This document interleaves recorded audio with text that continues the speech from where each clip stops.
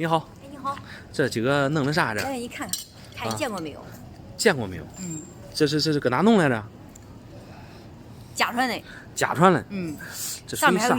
看见没有？有落款，然后还有一首诗。还有一首诗，这啥诗啊？这咋能暖和这？暖和吧？暖乎乎的。这是锄禾日当午，这我没见过，第一次见。是吧？是暖手宝吗？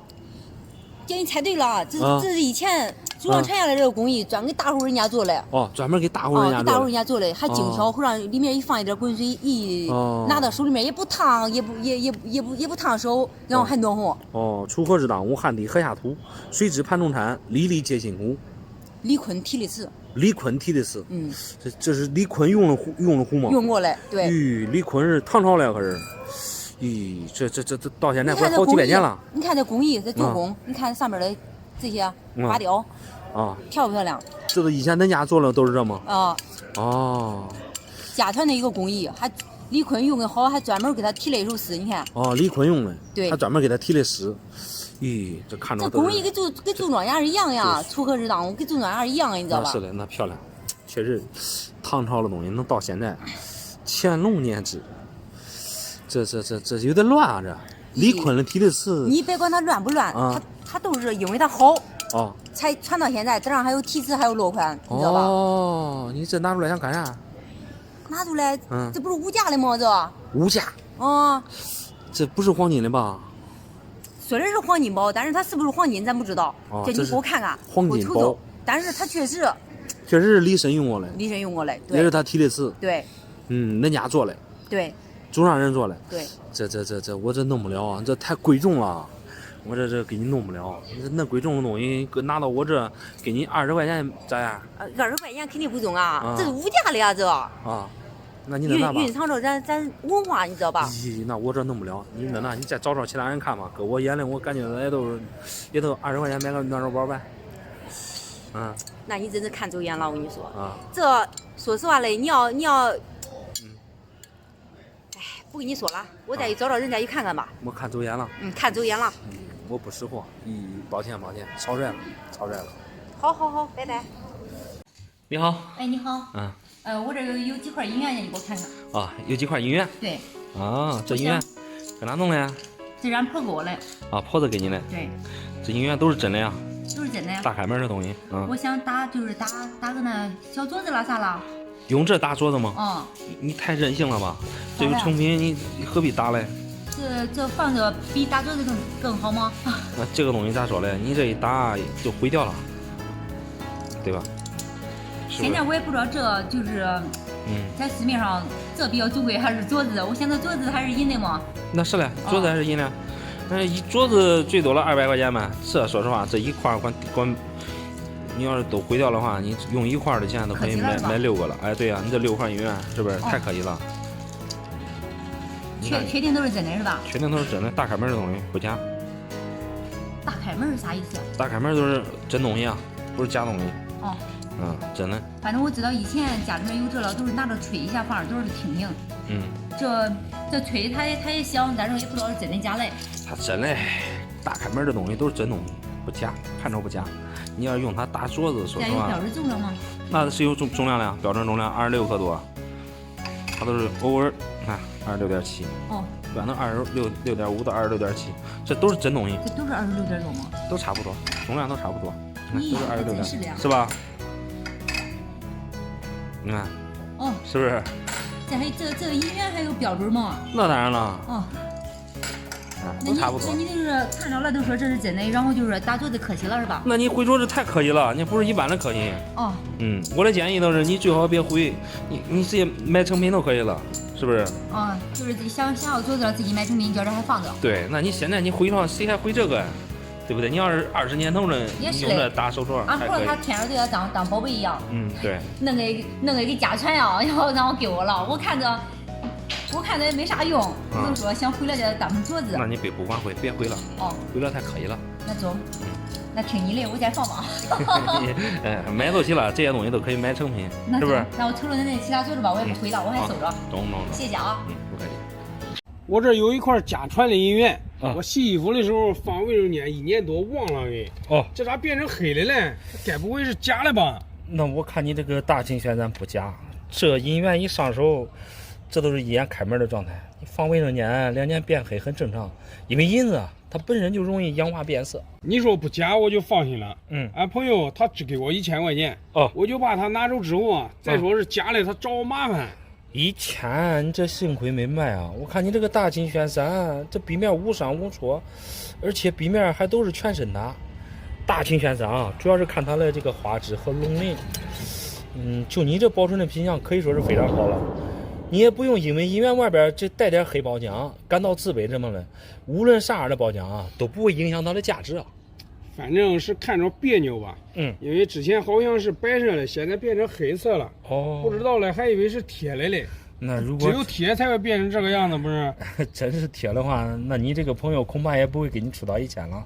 再说贴了做工也没这个好啊，贴的话时间长了它生锈会腐烂掉，而你这种银元的包浆它只是覆盖到壁面上，你稍微是清洗一下的话，还是能够把它清洗掉的。那你就好好做到底吧，用你们的药水帮我清洗一下呗。哦，洗干净之后我看着也舒服，说不定俺朋友还管多给我点钱嘞。那你最好不要有这种想法。清洗银元啊，一般存在风险，无论啥样的包浆啊，你最好不要动它。洗壁水它再温和，它也具有腐蚀性。像这种短时间内形成的这个包浆还好一点。像那种入骨的银元，你包浆洗掉之后会留下一些凸凹不平的坑坑洼洼。我感觉我这一块还好吧，不存在啥坑坑洼洼的。你能帮我恢复到2年前的样子不能？我给你出工钱。哎呀，我跟你说那么多了，你这还是没听明白我的意思。无论啥样的银元啊，只要带包浆，无论包浆怎么样，它都比那种清洗过的大白壁值钱。因为洗壁有风险，你洗不好壁面有擦丝，你说白了还不如不洗嘞。我不是想着管多卖点钱吗？你想着黑不溜秋的，朋友只给我1000，如果我洗干净的话，说不定他管多给我几百嘞。好了吧，我看你这算盘打了一点都不自信。你像边线这种银元啊，你得找专业的人。朋友给你1000啊，那都是不靠谱的价钱。再说句不好听的，你现在随便拿出来一块鸭蛋头，对吧？他现在还得1000了，你何况是这种龙阳了，对不对？龙阳肯定价格肯定没有那肯定比这贵啊，对吧？这是一个点。你就是现在大金旋咱，它好歹是龙阳3剑客里边排名第2的，市面上除了赵忠之后啊，也算是价格差不多贵的银元了。你像平时喜欢玩银元，这都是必玩的币种之一。所以说你这个银元包浆有点浮，这应该是在卫生间里边啊与那种硫产生的这个化学反应，但并不影响它这个实际价值。赵忠看壁质，大清看花质。你看你这花质全身打，几乎没什么磨损。你包括它的龙鳞、内齿、质口保存的都非常好。你像那种带戳子的，品相状态都特别差，也能卖个2-3千，更别说你这个品相更好了。你随便打个盒子，或者是卖裸币，怎么着现在也得个大几千块钱啊。大几千？对。虽然说我不懂，那这个价钱咋核算的吧？但在我眼里啊，我感觉这银子也就10几块钱一颗，就这么点银子，我卖个1-2千就知足了。那只能说你对收藏不懂。银元首先是银子不假，但是银子很常见，银元卖的它是它的古董属性。毕竟像这种银元啊，都是100多年前铸造生产的。第一个它不可再生，第二个大家玩的是一种文化属性，所以就不能单纯的按银价来计算它这个价值了。那你要都这样说的话，我都懂了。对，无论啥样的东西都是价高者得。对，我朋友出1000块确实太低了，又挑剔说银元黑，是在忽悠我嘞。那朋友这事办的确实有点不地道，能给你1000的价格，说明他多少懂一点银元常识。发黑并不是压价的理由。你像有些银元那种大老黑的包浆，比我们普通常见的银元价格还得翻一番的。不过通过这件事让你看清楚一个人，这还是很有必要的。你说的对啊，我现在是庆幸1000没有卖给他，那是，不然的话我真就亏大了。对，我看你这个人挺实在的，老板。那就给你留着吧。那行，那我给你算算。好。听说现在房金涨价了，你给我看看我这300个房金值不值15万？朋友3年前借我10万块钱，这是抵押给我的。如果是真正的黄金，300克的重量绝对值15万。但是我看你这金砖有些地方都露白了，这么大个头，重量只有区300克吗？317克整，我用电筒都称过了。露白啊，可能是时间长氧化了。反正是5年前抵押给我的金砖现在啊都撕连，连一不让他了，我准备给他卖了。借你10万，抵押一块金砖，你当时就应该找专业人士检验一下真假。我告诉你，黄金它不存在氧化褪色，像这种漏白啊，只能说明它这个材质是有问题的。无论什么样的朋友，只要抵押黄金，你都应该第一时间拿大半钱把它给剪开。咦，好好的金砖剪开，确实是有点可惜了。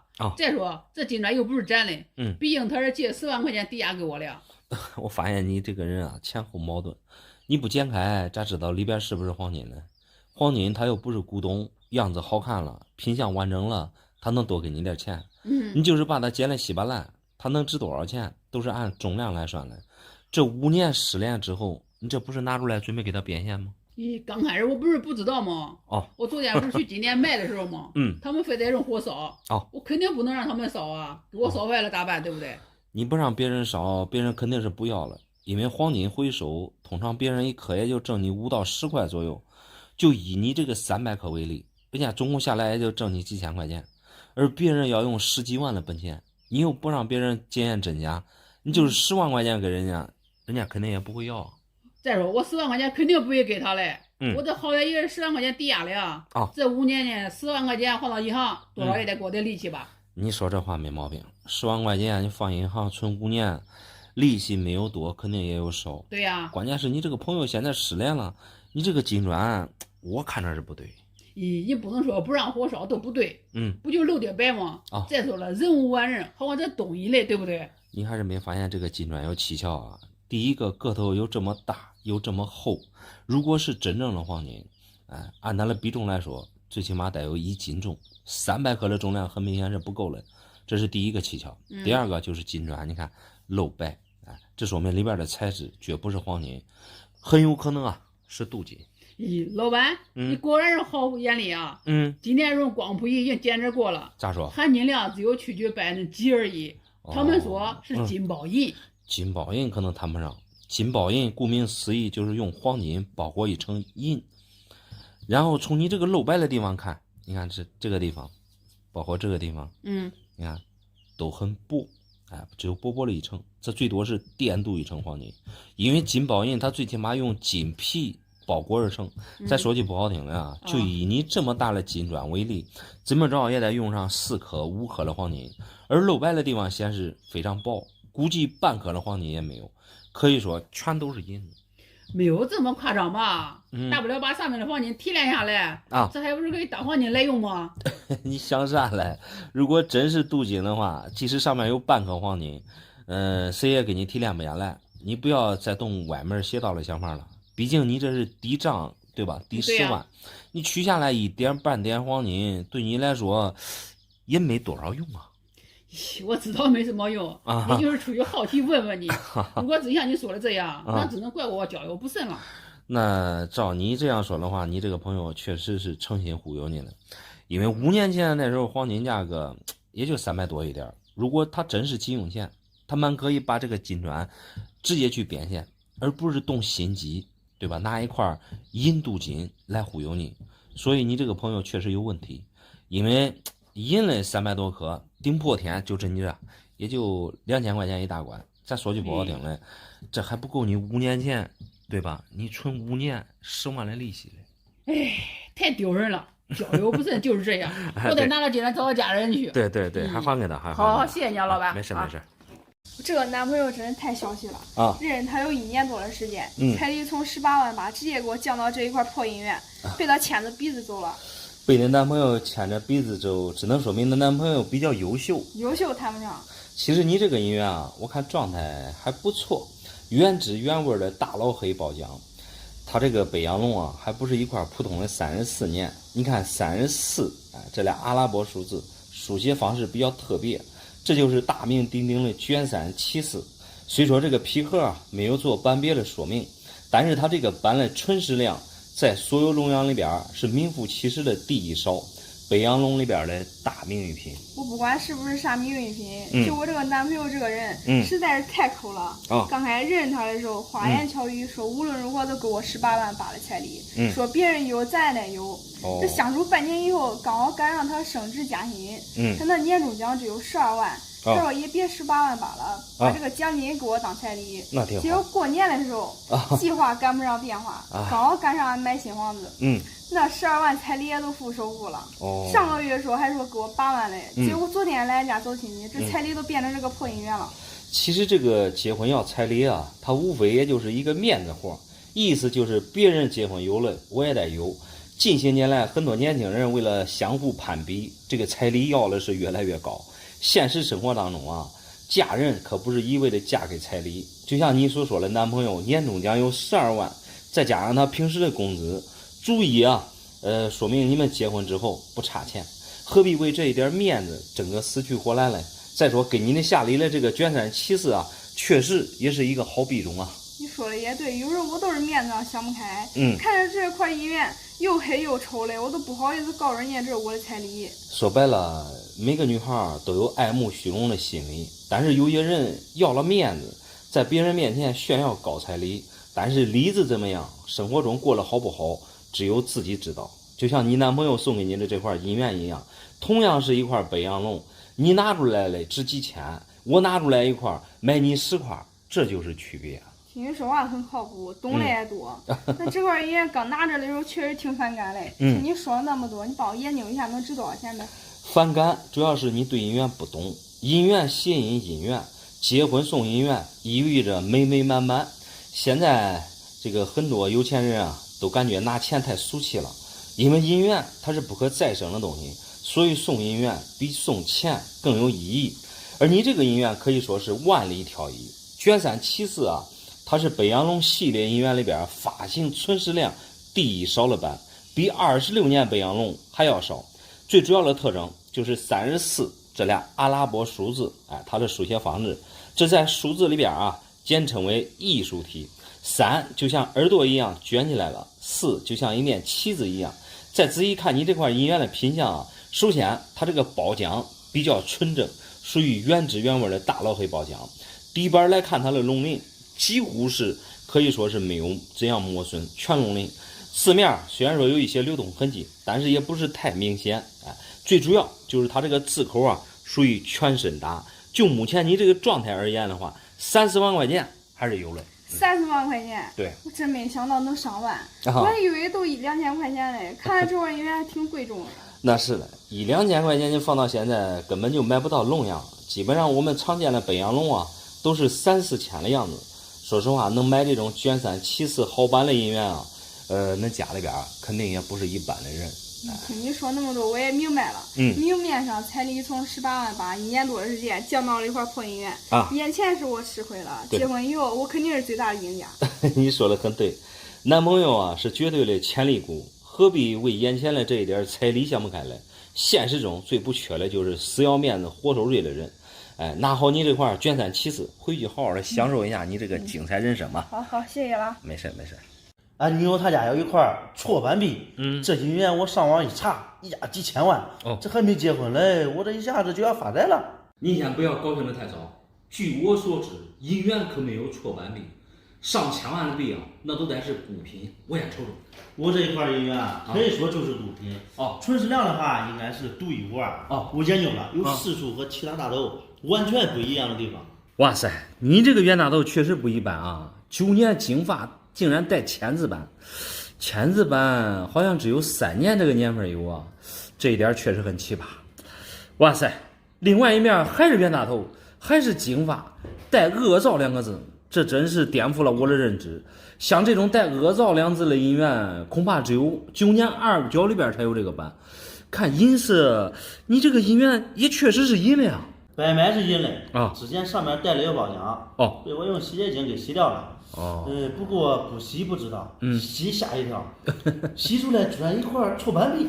听你这说这话，就相当于是开盲盒，在没有打开盲盒之前，谁也不知道里边装了啥。可关键是你这姻缘用洗洁精给洗了，可见这壁面包浆并不厚。一般真正的老姻缘，壁面包浆用洗洁精可洗不掉。这种姻缘，这是不是有啥问题？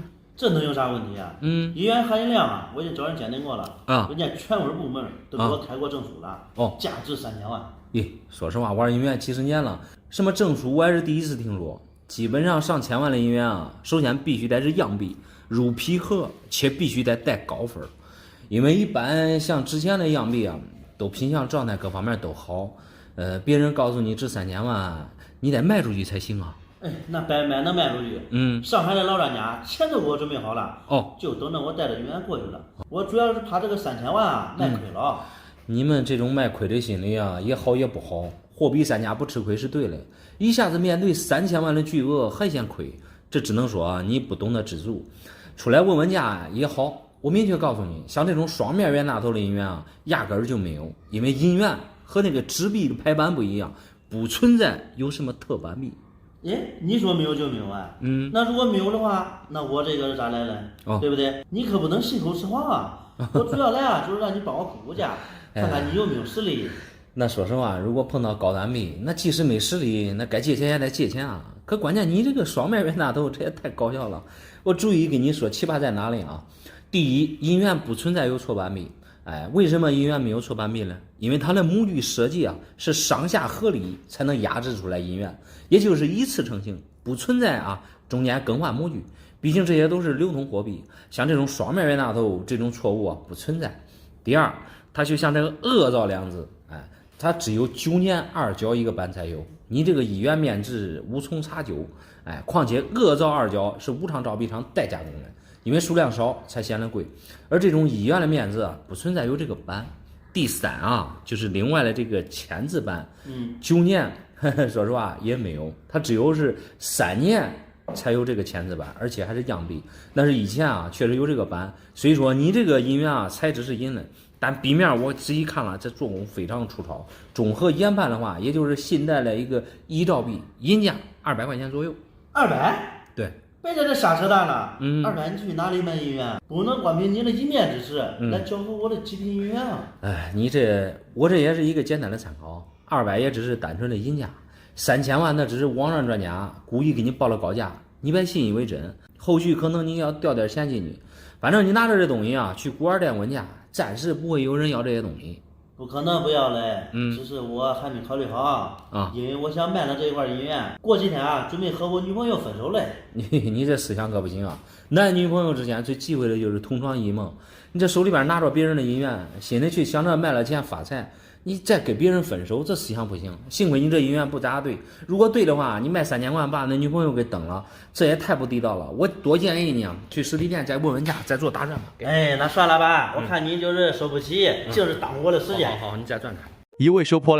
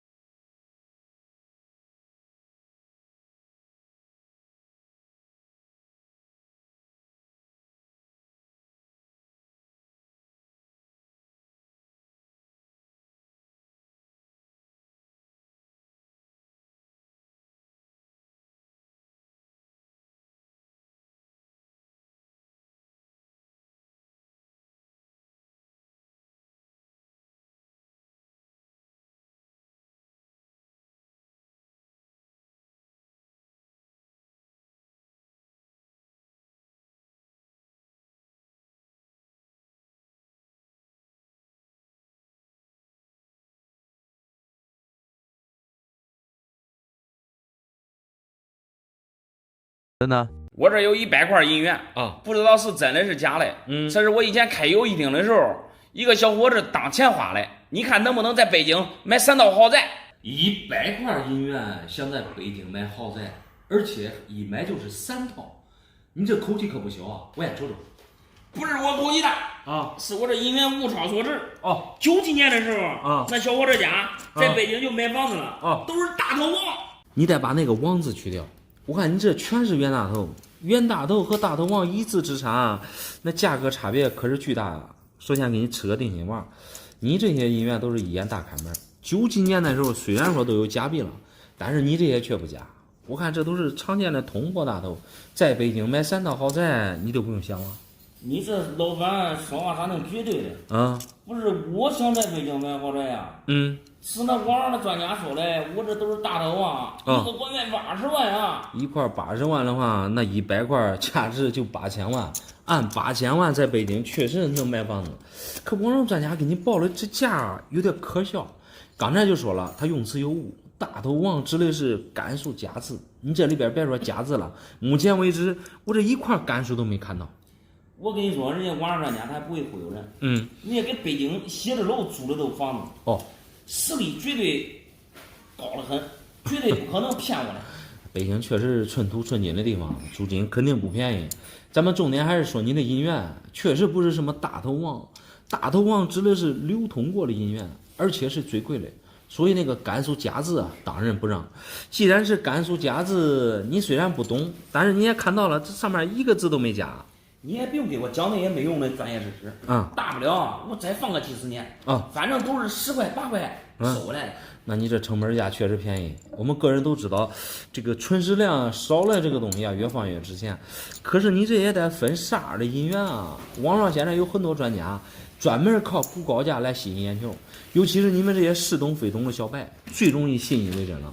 我绝对不是小白，如果我要是小白，咋可能千把块钱换回来这几千万的银元呢？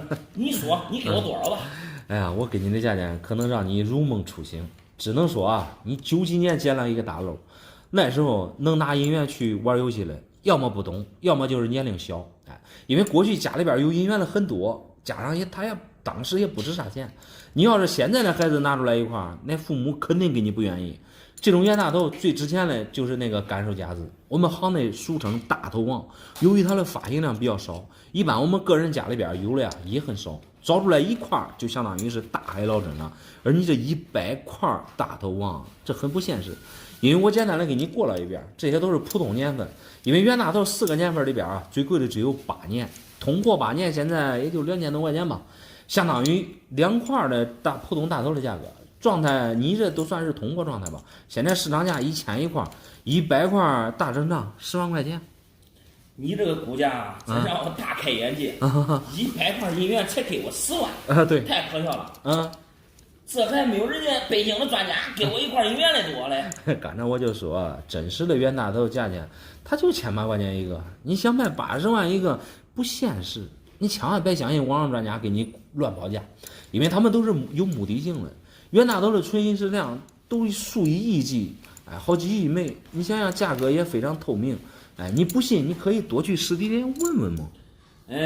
我咋不相信实体店呢？刚才我去了一个寄卖行啊，一个才给我600，瞎扯淡的价格呀，我扭头就走。600肯定是有点扯，但是人家开店也要挣钱，正好你这也没卖。这一家不靠谱，完全可以找另一家嘛。你不能因为一家实体店打翻所有实体店啊！你无论怎么着，对不对？这也不能乱相信网上那些专家，人家80万一个的价钱实在是太扯了，你千万别信以为真。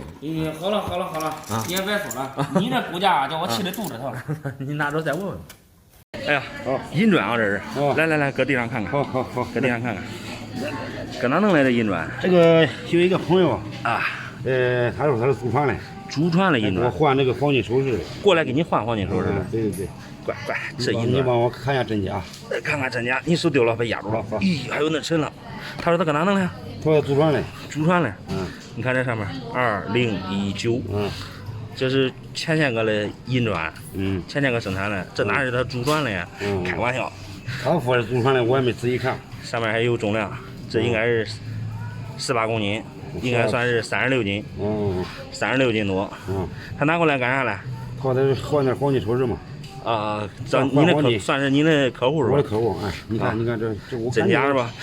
这个东西说实话，它是真的，因为啥呢？这是说白了，这是从这个黄金交易所出来的银砖，这不是他祖传的。然后你换黄金，等于说银子换金子嘛？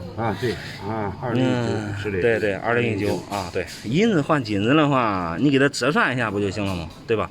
按照当天的那个啥银料价给金料价一折算不就行了吗？但是我不知道真假那么大一块。那么大一块，说实话，我等一会儿给你用机器过一下，检验一下，怎么着？少叶子就。对呀，不是少叶子少不花，这家伙36斤，对，切开，对，给你到时候给你切开，一切4瓣或者是切8瓣都可以。切开完之后呢，我给你再检验一下它的含银量，怎么着？好。不过话说了，银子换金子，不过反正只要是那么大的东西都好出手，知道吧？是的。不过验一下吧，我验一下。中，等一会儿给你验一下。我看咋给它折算可以。你这个几个又是一个大活这也值几个钱啊？那是嘞，你这黄金哥，说实话，确实不赖。好。生意你给我验吧。中，我这都给你去验验。好。今个又干个大活呢，又歇个大活。谢谢啊，不客气。好。